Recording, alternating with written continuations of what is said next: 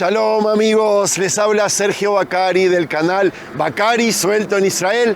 Otra vez con ustedes, gracias por participar y gracias a los que siguen visitando nuestra tienda virtual, que no tiene ningún desperdicio, vayan a visitarla. ¿Cómo visitarla?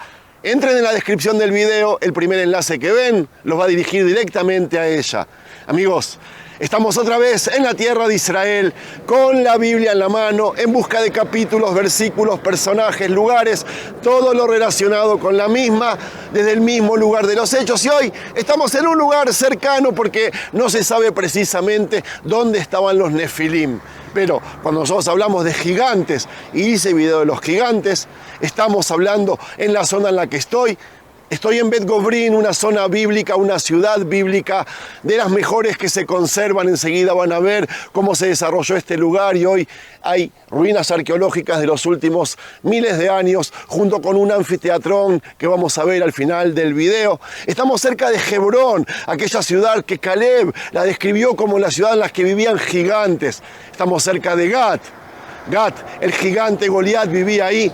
Mientras recorremos estas ruinas arqueológicas, vamos a hablar de los Nefilim y les aseguro que los voy a convencer de por qué incluyeron a estos Nefilim en la Biblia, en las escrituras sagradas, aunque a primera vista están fuera de contexto, no tienen nada que ver y se contradice a todo lo que la Biblia nos quiere enseñar. Pero yo encontré el por qué los incluyeron en la misma y eso es lo que les voy a contar. Amigos, gracias por participar. Empecemos. Sí, amigos, hoy contaremos una historia extraña, como si fuera tomada de una de las mitologías que narraban los pueblos antiguos. Una historia que está en contradicción con el espíritu de la Biblia, y la pregunta de qué hace esta historia en la Biblia será el centro de nuestra reflexión, de nuestro paseo. En el capítulo 6 del libro de Génesis dice: y aconteció que cuando los hombres comenzaron a multiplicarse sobre la tierra y les nacieron hijas, vieron los hijos de Dios que las hijas de los hombres eran hermosas y tomaron para sí mujeres de todas las que eligieron. Los Nefilim estaban en la tierra en aquellos días y también después, cuando los hijos de Dios se unieron con las hijas de los hombres y les dieron hijos. Estos eran los valientes, los famosos de la antigüedad. Amigos, ¿qué significa esto? ¿Cómo es posible que la Biblia, que promueve la idea de que Dios es un ser único, que no se reproduce ni engendra, diga que tuvo hijos? Los hijos de Dios. ¿Y cómo explicamos que esos hijos de Dios desearan a las hijas de los hombres, descendieran a la tierra y engendraran a los Nefilim? ¿Quiénes eran esos Nefilim y quiénes eran esos héroes de antaño, los hombres de renombre? ¿Qué significa todo esto?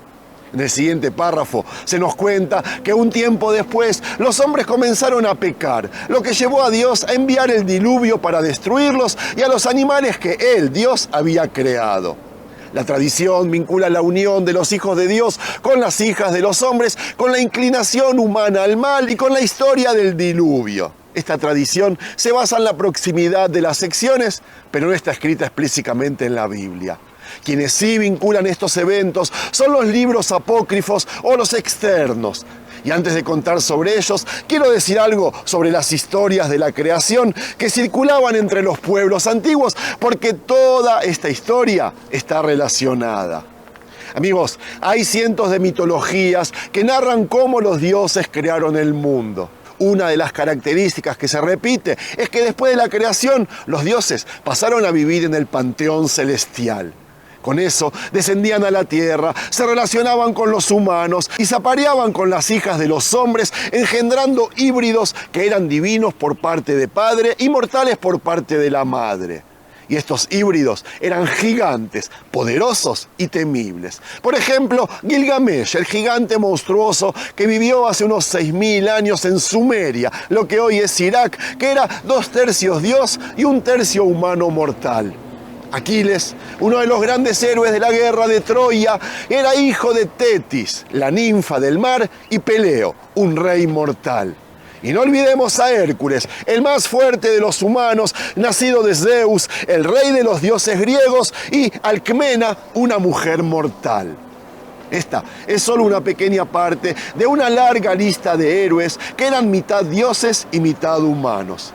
Y si nos preguntamos quiénes eran los Nefilim y los héroes del antaño, todo lo que tenemos que hacer es abrir uno de los libros de mitología de los pueblos antiguos, porque todo está escrito allí. Pero eso no es Biblia. La historia de la creación en la Biblia atribuye la creación al único Dios, un Dios puro, santo y abstracto, sin cuerpo, que no se reproduce ni tiene deseo de las hijas de los hombres, ni baja a la tierra para engendrar con ellas. Entonces, ¿cómo enfrentamos el hecho de que el 6 de Génesis contradice lo que acabamos de decir? A simple vista, amigos, todo parecería normal y natural. Los humanos se multiplican y se multiplican. La verdad es de que nada de esto no es ni normal ni natural. La realidad es que los humanos se multiplicaban porque no podían morir. Y no podían morir porque Dios no había instalado en ellos el mecanismo de la muerte. Y no podía instalar la muerte en ellos. En ese mismo momento, no puede ser que Dios haya creado al hombre con un corazón cuya inclinación era solo hacer el mal todo el tiempo. Algo aquí no encaja con la visión teológica de la Biblia y esto debe explicarse. Para eso estoy aquí.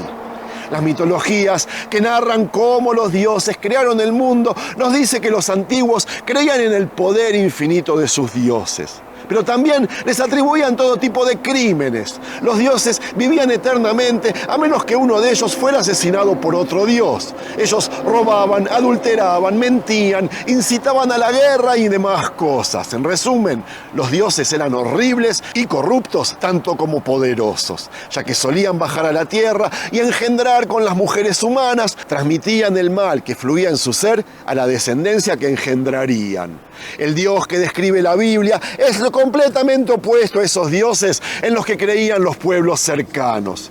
Su poder es infinito, pero igualmente es puro y santo. Y como es un Dios abstracto y puro, sin ningún atisbo de corporalidad, y como es un Dios único, no existe ninguna posibilidad de que Él tenga hijos, ni descendiera a la tierra para engendrar con las hijas de los hombres, ni de crear humanos cuyo corazón sea solo maldad. No es posible que Él, Dios, haya creado seres humanos destinados a morir. No es posible que haya creado algo que contradiga su propia esencia. Según la Biblia, les recuerdo, la realización de actos malvados, como abandonar a Dios, asesinar, etc., crea impureza. Como la impureza está en oposición a la pureza, no es posible que el Dios puro cree seres humanos inclinados al mal. De la misma forma, no es posible que Él, Dios, cree seres humanos destinados a morir, porque cuando una persona muere, su cuerpo se vuelve impuro por la impureza de la muerte, que es la más grave y peligrosa de todas las impurezas. En otras palabras, no podemos hablar de un blanco puro y agregarle una sola gota de negro, porque con una sola gota negra todo se volverá negro. Al igual que en la Biblia, según los libros externos, Dios es un Dios infinitamente puro, pero al igual que en las mitologías, no es el único poder supremo que actúa en el mundo. Junto a Dios actúa su eterno rival, el príncipe de la maldad, llamado Satanás. Y así como Dios ha existido desde siempre, el príncipe de la maldad también ha existido desde siempre. Y si eso no es suficiente, su poder y fuerza son comparables al de Dios. Sin embargo, mientras que Dios es la esencia de la pureza, el príncipe de la maldad es la esencia de la impureza. Él es la fuente del crimen, las guerras y las plagas. Desde el inicio de la creación del mundo, su único propósito ha sido derrocar a Dios y dominar a los hijos de Israel, atraerlos hacia Él y corromper sus virtudes. Además, según los libros externos, bajo Dios y el príncipe de la maldad, hay una larga jerarquía de ángeles que están bajo su mando y al igual que los dioses de las antiguas mitologías, estos también descendieron a la tierra y actuaron entre los seres humanos. Naturalmente, Dios es el Señor de los ángeles sagrados y los ángeles servidores que lo asisten. El príncipe de la maldad es, por supuesto, el Señor de los ángeles destructores y los espíritus corruptos. Y como dije antes, tanto los ángeles sagrados como los ángeles destructores descendieron a la tierra y actuaron entre los humanos. Unos actuaron por mandato de Dios y otros por mandato de Satanás. Entre los escritores externos que han llegado hasta nosotros hay un libro llamado Jubileos, que fue escrito alrededor del año 250 a.C., y otro libro escrito alrededor del 300 a.C., el de Enoc. Ambos escritos fueron redactados en la época en que en el templo la Biblia fue escrita. El autor de los Jubileos repitió en su libro muchas de las historias contenidas en el libro de Génesis, incluyendo la historia de la creación, las historias de los patriarcas y matriarcas, incluyendo la historia de los hijos de los dioses que descendieron a la tierra y se unieron con las hijas de los hombres, y la historia del diluvio. No cabe duda de que los autores de la Biblia utilizaron Jubileos como un puente mediante el cual introdujeron en su libro la muerte y el impulso que anida en el corazón humano de hacer el mal, aquellos generadores de la impureza. Este es el relato de los Jubileos sobre los hijos de los dioses. Los híbridos, nacidos de los ángeles, que sin duda cayeron bajo el mando del príncipe de la maldad, eran gigantes, asesinos, jamás dice que es asesinato, y caníbales que se devoraban entre sí. Ellos son los generadores de la impureza y aquellos que corrompieron la naturaleza que Dios había establecido en los hombres, los animales y los insectos, hasta que no quedó más opción para Dios que traer el diluvio sobre la tierra. Y si dijimos antes que los autores de la Biblia necesitaban un puente para conectar la concepción del Dios santo y puro, que no podía crear nada impuro y contaminante con la realidad turbia, entonces Jubileos le proporcionó el puente necesario. Es claro que también, según Enoc, los ángeles que codiciaron a las hijas de los hombres eran enviados de Satanás. Estos ángeles, liderados por Semjaza, conspiraron contra Dios. El grupo rebelde y desobediente juró por un Jerem bajar a la tierra con un solo propósito: engendrar hijos con las hijas de los hombres. Hijos que corromperían la creación divina. Y amigos, Jerem no solo significa excomunión social o boicot, como se entiende en la actualidad en el hebreo moderno, sino también un juramento grave. Jerem es un voto que no se puede romper, y esto es lo que quiere decir el autor de Hanoch. Ahora todos saben que el monte Hermón lleva ese nombre por el juramento con el que los rebeldes contra Dios habían jurado. Enoc no inventó ningún monstruo. Los que menciona llegaron directamente de las mitologías que prevalecían en el mundo antiguo con el que él convivía, y es completamente claro que los autores de la Biblia, que promovieron la creencia en la existencia de un solo Dios, ignoraron las mitologías de los pueblos vecinos y se distanciaron de los mitos populares que circulaban en Israel, del otro lado del muro de los templos, donde estaban escribiendo la Biblia, mitos que al final encontramos en los libros apócrifos. Sin embargo, el intento de darle a la Biblia un carácter estéril no tuvo éxito, ya que también en la Biblia se mencionan ángeles que tomaron forma humana y descendieron a la tierra para mezclarse entre los seres humanos, tal como se narra en las mitologías y en los libros apócrifos. Basta recordar los 3 ángeles que le revelaron a Abraham y Sará que tendrían un hijo. La Biblia menciona a los querubines y serafines, seres celestiales que se les aparecieron a los profetas, y hay otros ejemplos que indican que el intento de mantener a la Biblia libre de influencias externas realmente no tuvo éxito. Dicho esto, todos los ángeles mencionados en la Biblia fueron mensajeros de Dios y actuaron en su nombre. No eran mensajeros de Satanás ni descendieron a la tierra para engendrar híbridos monstruosos y asesinos con las hijas de los hombres. Hasta que llegamos a los Nefilim. Y amigos, cuando nos encontramos con una historia extraña y ajena al espíritu de la Biblia, debemos investigar qué propósito cumple. Debemos preguntar por qué fue incluida en la obra más refinada que se haya escrito jamás, que pasó por millones de revisiones hasta llegar a nuestras manos, ya que está claro que no fue escrita por casualidad ni a la ligera. ¿Por qué se incluyó esta historia en la Biblia? ¿Qué necesidad cumplían los Nefilim? Y amigos, en mi opinión, hay 2 respuestas a esta pregunta. La primera se refiere a la historia de la creación del hombre, cuando en el capítulo 1 del Génesis termina con el famoso mandato que Dios dio a la primera pareja: sed fecundos y multiplicaos, llenad la tierra y sometedla. Luego, en el capítulo 6, comienza con las siguientes palabras. Y aconteció que cuando los hombres comenzaron a multiplicarse sobre la faz de la tierra y les nacieran hijas, bla, bla, bla. Amigos, la relación entre estos dos versículos es evidente. Sin embargo, entre ellos hay 5 capítulos de diferencia y en el medio el tema de que los seres humanos se multiplicaban sin límites.